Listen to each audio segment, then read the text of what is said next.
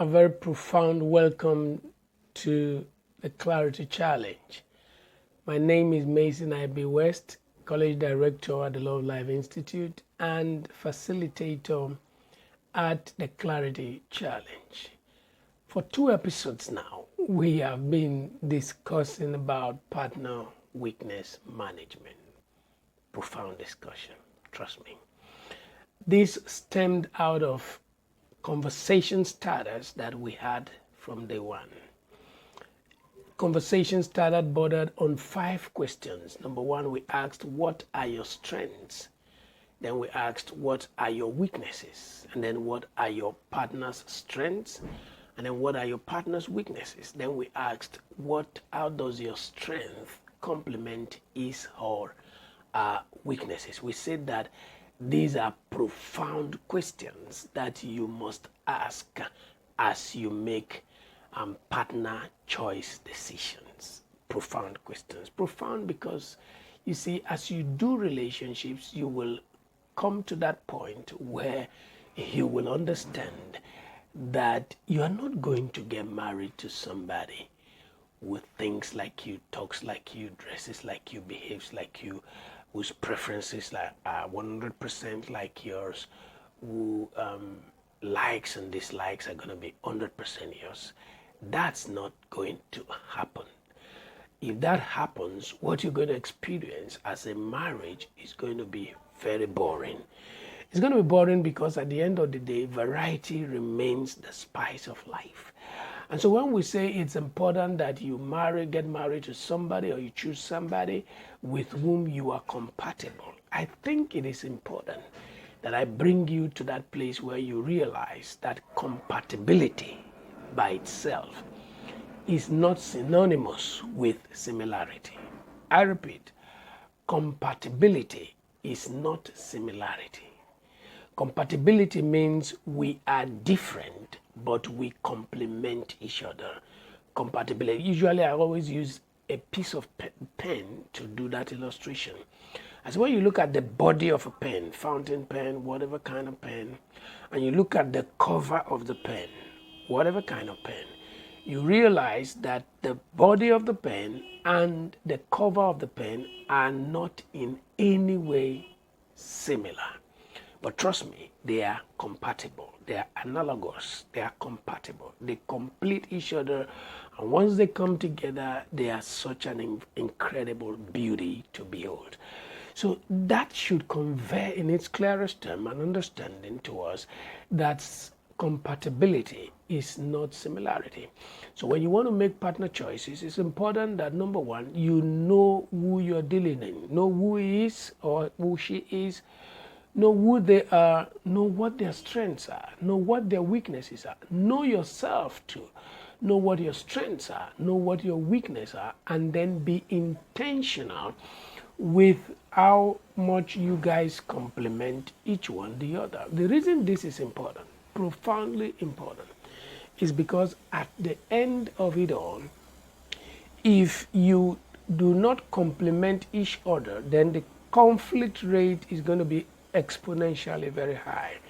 And I'm not sure that's what you had in mind when you were going into the relationship. So you want to be sure that you guys complement each other, you guys make each other look the most beautiful couple that there is.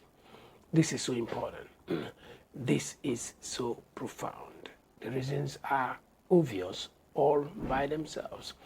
And so taking it up from there, we established in the course of our last 2 episodes that if you are strong, you have strength in a given area, and your partner is weak in a given area, if your strength doesn't cover their weakness, that strength is useless.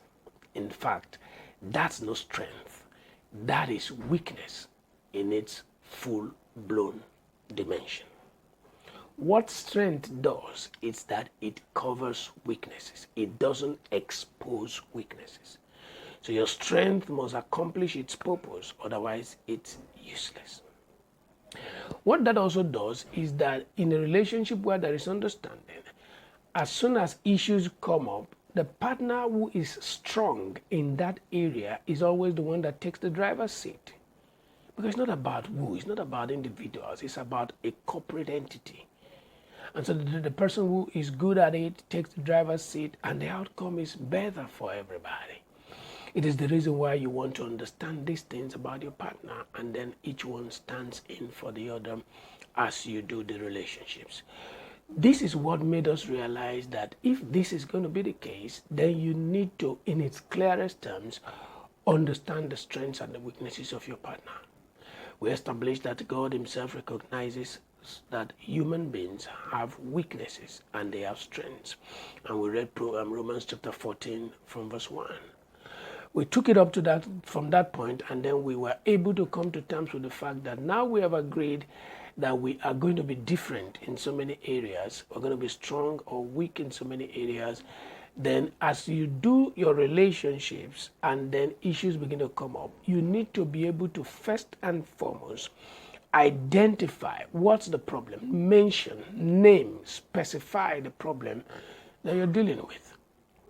As we looked at the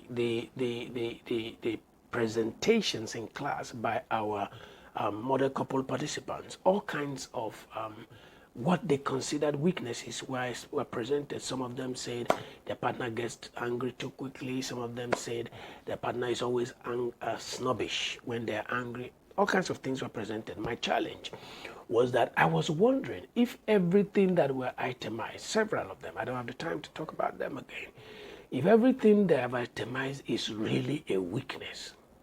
That became my challenge. Now that took us to the next level where we said, okay, to be able to get this in its clearest terms, we need to categorize these things into three. We said, number one, it's a mistake. Number two is a weakness. Number three is a wrongdoing. We said that first and foremost, it is important that you're able to define what you're dealing with in your relationship, or dealing with as you date, as you court, as you are engaged. You need to know what it is. If it's a mistake, then we must come to terms with the fact that one thing about mistakes is that we do not expect them to reoccur. People make mistakes because of misinterpretation of truth. It means that as soon as light is shed in that area, we expect that there should be a change in their actions.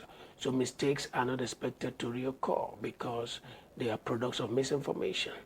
But when it came to weakness, we realized that weaknesses are supposed to reoccur. The reason weaknesses should reoccur is because if you understand the architecture of a weakness, it is ingrained in the nature of people. It has become their nature or their second nature. It is something that has overpowered, overwhelmed, and enslaved them. They probably have been struggling with it long before you got married to them. So coming into their lives to keep reminding them of it doesn't fix it. They don't need that reminder. If at all, at best, what they need is help to deal with it. Then we talked about wrongdoing. Some mistakes can lead to wrongdoing. The problem with wrongdoing is that they are offenses. They could be criminal in nature. And if they assume a criminal dimension, then you have a battle with the state. And the way we deal with wrongdoings is different from the way we deal with weaknesses, is different from the way we deal with mistakes. Having categorized these things into their different dimensions, we have come to understand exactly what a weakness is. Now, if it is true that we have understood what a weakness is, then the question we have for today, part 3, is how do we deal with weaknesses? How do we manage weaknesses? How do we help our partners deal with the right things? Never forget, we have established that the proper thing for us to do while we are dating is to do proper partner weakness recognition. We already said that. The reason partner weakness recognition is critical, is fundamental, is indispensable, is non-negotiable, is because you need to decide, can I live with this weakness the rest of my life? The reason is because weaknesses are expected to reoccur. They are literally second nature. If there are weaknesses that you can live with, fantastic, because there's no guarantee that they will change. If there are weaknesses you can't spend the rest of your life with, you want to make up your mind if this is the person you want to spend the rest of your life with. Or are they weaknesses that you have the skill set to help them manage and overcome it? We rarely have partners who have that skill set to help their partners manage their weaknesses. It is the reason why oftentimes weaknesses aggravate. People are virtually angels at the time they accept to get married to us and get married to us. But while they're with us in the relationship, they become worse than devils. Oftentimes it is because of handling. It is handling that worsens weaknesses. It is handling that worsens people's behavioral tendencies, the way we have handled them. Give the same person to somebody else who understands how to manage that weakness. You'll be amazed how much of a saint that person can be. Sweetheart, it is the reason we're saying there is a way to go about partner weakness management. Of course, we all have weaknesses. You have a weakness, just like your partner has a weakness. We don't all have weaknesses in the same areas. So when you are dealing with issues, handling issues that has to do with your partner's weakness, begin with the consciousness that you also have weaknesses. Plenty of it. And if every one of us were to hold on to our partner's weaknesses, then there will be no marriage. There will be no society to live in. So it's so important that you understand the gravity of a weakness. First of all, what you're dealing with is a weakness. If it is a weakness, not a mistake, not an act of, not a wrongdoing, it's a weakness. It's not just an act of error, it's a weakness. Now, when you understand the gravity, the implications, the seriousness, the import of a weakness, the first thing that happens is that your approach will be different. Your approach must be decided from that point when you realize that what you're dealing with is a weakness and you can handle it like the person made a mistake. He didn't make a mistake. That's his life. That's the way he functions. That's the way he lives. He can't do without smoking. Listen, you can't use embargoes. You can't use sanctions to change a weakness. Hey, listen, if this marriage is going to continue, that must stop. Excuse me. He's been dealing with that before you came in. He was overwhelmed. He was overcome. The best you can do is to help him sort it out. Not embargoes. Ain't going to make no difference. It's so important that we get this clear. You can correct a partner if they're making mistakes. Listen, you can't do that. Because you can do that because mistakes are not expected to reoccur. But excuse me, weaknesses must reoccur. It's a way of life. It's something they live on, they depend on, they survive on. That's how they are wired now. It may not be how they were born. And of course, we said in our last video that some weaknesses pre-exist the individuals. They were born with it. They are helpless. They don't need to be reminded that they have issues they're dealing with. The best you can do is to help them. So how you look at these things must change. So the question will be, what do you do? You can't be correcting a weakness if you understand the meaning of weakness, following our definitions in our last series.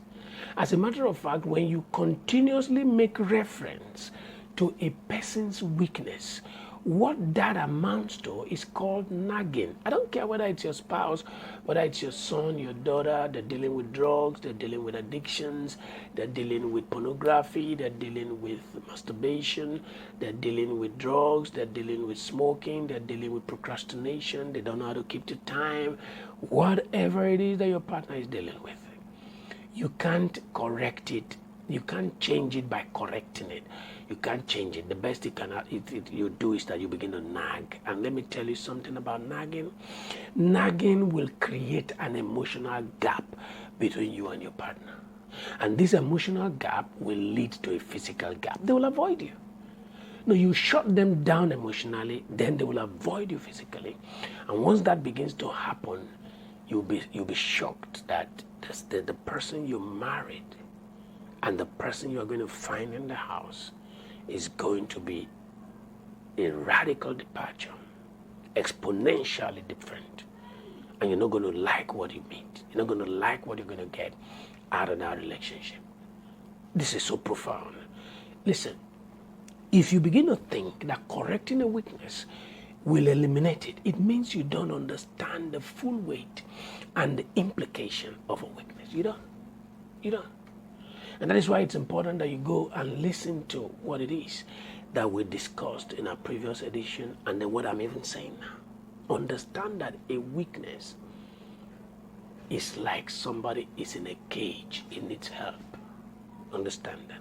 So if you want to help your partner deal with their weaknesses, the first thing is this: it is not correction that eliminates a weakness. No, the first thing that you got to do is acceptance of the reality. You must accept the reality. This is a weakness. You must accept the reality. This person is helpless. You must accept the reality. If this person probably has a choice, she's not going to do this.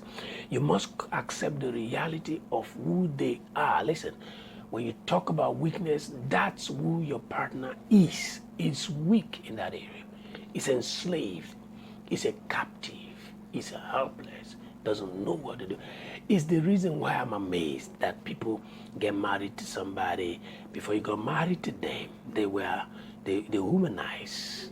Before you got married to them, there are certain things they do, and they probably have been enslaved by that tendency for only God knows how long, 5 years, 10 years, before you come into their space, and you loved them. You probably were aware, or you were not aware. If you were not aware that that's what their lifestyle has been before, it's a demonstration of your laziness.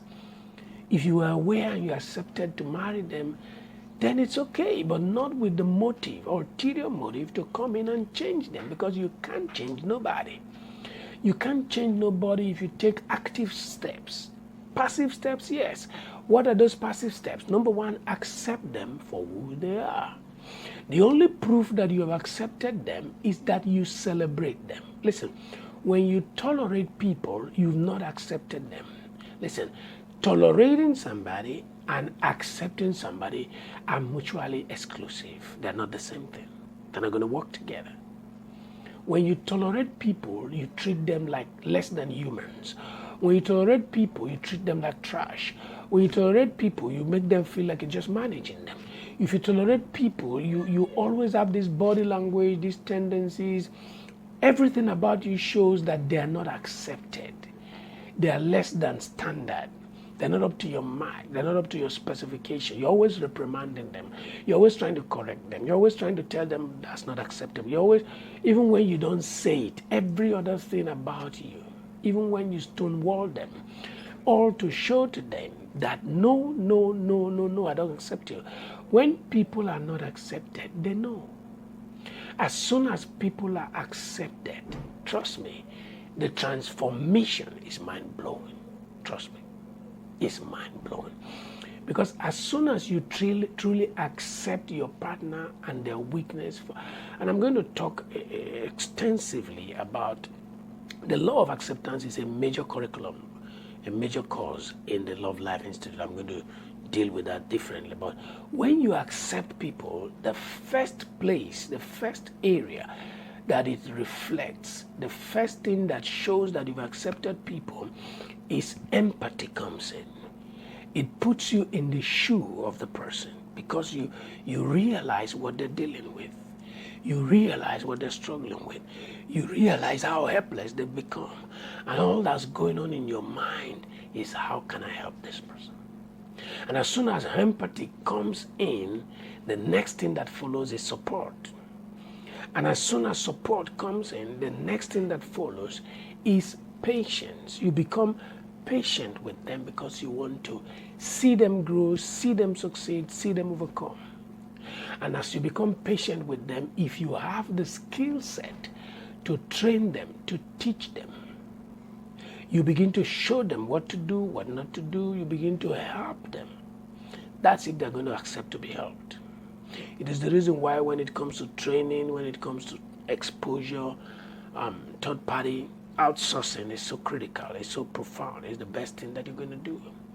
So that leads to training, then you expose them to the things that they need to do, and then give them the space, the patience, the time to practice what they've been trained and what they've been exposed to see how change comes. But like I said, not many of us have the requisite skills to be, and the patience profoundly, to be able to train our partners. In fact, one of the most difficult things you find in relationships is that most partners can't even train their other partner how to drive a car without a quarrel, without a fight, without all kinds of antagonisms. And so it is the reason why, because we don't have the patience to wait for them to unlearn, then to learn, and then to relearn, then we might need to do outsourcing. But I know that once you truly accept a person, the true reality of what they are and what they got to deal with, you probably might be able to help as rarely as that can be. This is so important. Ladies and gentlemen, acceptance is profound, because nobody will be willing to change in an atmosphere of rejection. As soon as somebody feels rejected, they are going to switch over into survival mode. As soon as anybody feels rejected, they are going to switch over into self or defense mode. An atmosphere of rejection will make people fight back. An atmosphere of rejection will make people want to defend themselves. And once they put up that mode, they can never change. If they were a 3 of 10, they will become worse. They will become a 2 of 10, a 0 of 10. If they were even doing well as a 5 of 10, they'll become worse. They'll become a 2 of 10, a 1 of 10, a 0. It is the reason why the angel you married is now a devil, because of exactly just how you handled them. It is the reason why I always tell people, if somebody was good, an angel like you told us when you got married to them, and today they are now devils, don't you think we should ask you some questions? Why is it that we do not want to take responsibility for things, for our marriages, for our relationships, for when things get messed up in our hands? No, we have to accept responsibility for the things that are going on.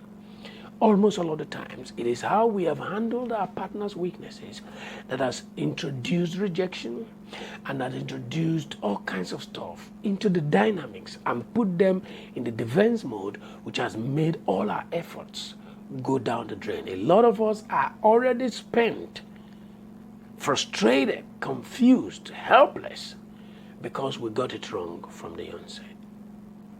And the problem with that frustration is that it is not number one, but at least one of the 4 key things that every relationship struggles with: unfulfilled expectations.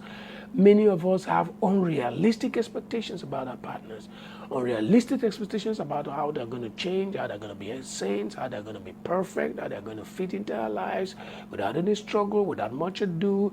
And because we didn't have realistic expectations, now we're frustrated. But the point is that we must engage the forces of acceptance. The reason empathy comes into play is because, listen, every weakness in your partner points to a past struggle.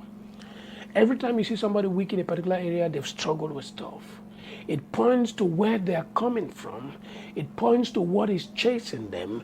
It points to what has conquered them and made them captives. Everybody you see on the face of the earth is running from something or running to something. If you don't understand what they are running from and what they are running into, you might not be useful to them.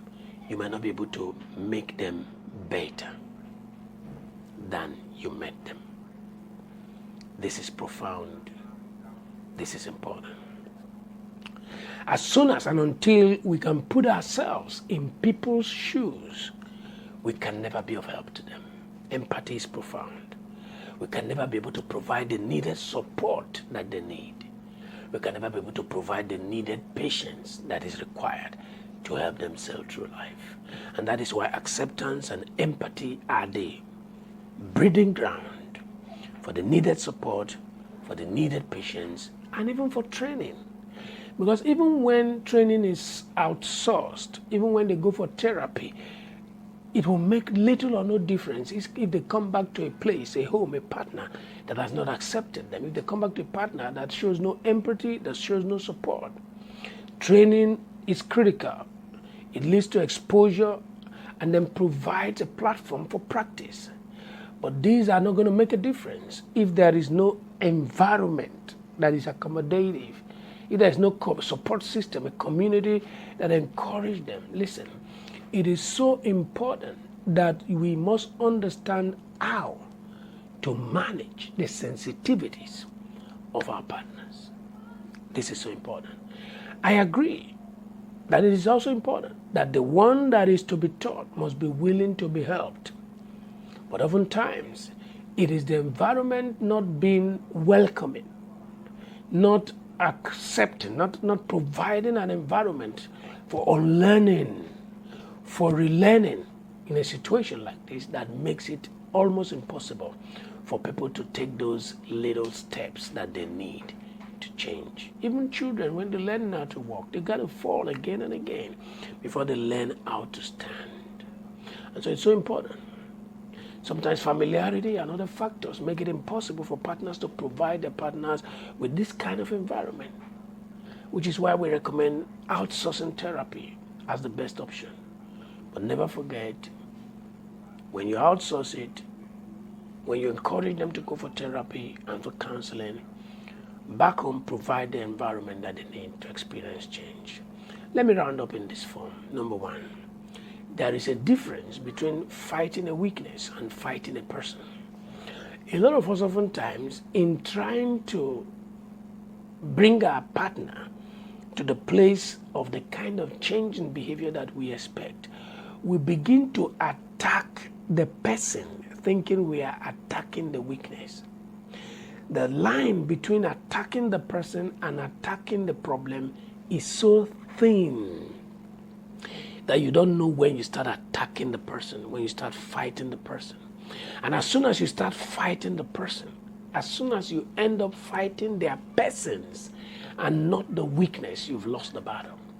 You're going to have a worse person at the end of the day. Next, listen, you must connect before you can correct anybody. If there is no connection, your correction will worsen the situation. It's like pouring water on the back of a dog. There has to first and foremost be a connection. Connect with them, relate with them, empathize with them, understand their situation, and then let them feel you.